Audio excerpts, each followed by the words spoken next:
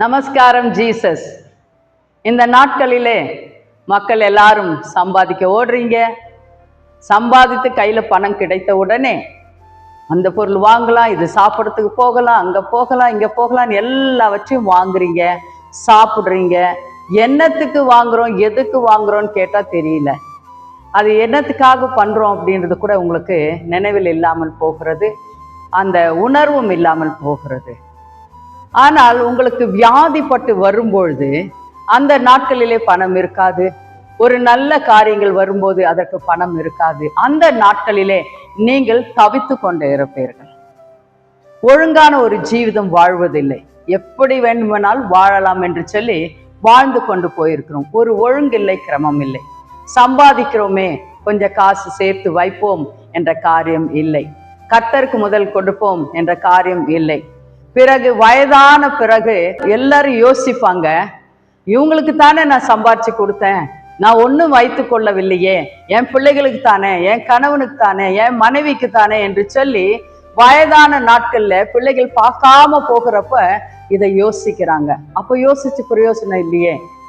அதனால் தான் பைபிளிலே ஒரு வசனம் உண்டு, ப்ராவர்ப்ஸ் 4:7, அதாவது நீதிமொழிகள் 4:7 இப்படியாக சொல்லுகிறது, ஞானமே முக்கியம், ஞானத்தை சம்பாதி, எண்ணத்தை சம்பாதித்தாலும் புத்தியை சம்பாதித்துக்கொள் என்று சொல்லப்பட்டிருக்கிறது.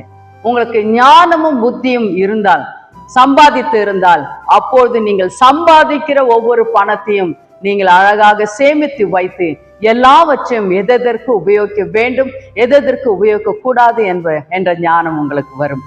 ஆனால் இன்றையிலிருந்து நீங்கள் உங்களுக்கென்றும், உங்கள் பிள்ளைகளுக்கென்றும், உங்கள் காரியங்களுக்கென்றும் எடுத்து வையுங்கள், சம்பாதிங்கள். ஞானத்தை முதலில் சம்பாதியுங்கள், புத்தியை நீங்கள் சம்பாதிங்கள். அப்பொழுது கர்த்தர் உங்களை வழி நடத்துகிறவராக இருக்கிறார். ஆமென். கண்களை மூடி நம்ம செபிக்கலாம்.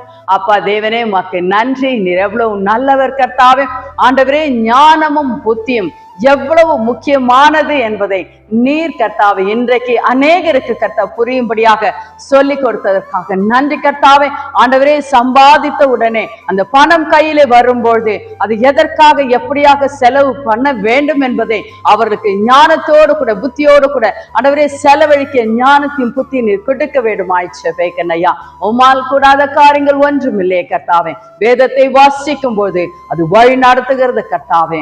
ஆண்டவரே, அதனால் கர்த்தாவே வசனத்தை கேட்கத்தக்கதாக இந்த மக்களுக்கு கர்த்தாவே அந்த வழி வாசல்களை திறந்து கொடுக்க வேண்டும். ஆயிடுச்சு வைக்கிறோம் ஐயா. உம்முடைய நாம மாத்திரம் மகிமைப்படட்டும், உம்முடைய சித்தம் மாத்திரம் நிறைவேறட்டும். இயேசு கிறிஸ்துவின் நாமத்தினாலே செபிக்கிறோம் எங்கள் அருமை பிதாவே. ஆமென். God bless you. நமஸ்காரம் ஜீசஸ்.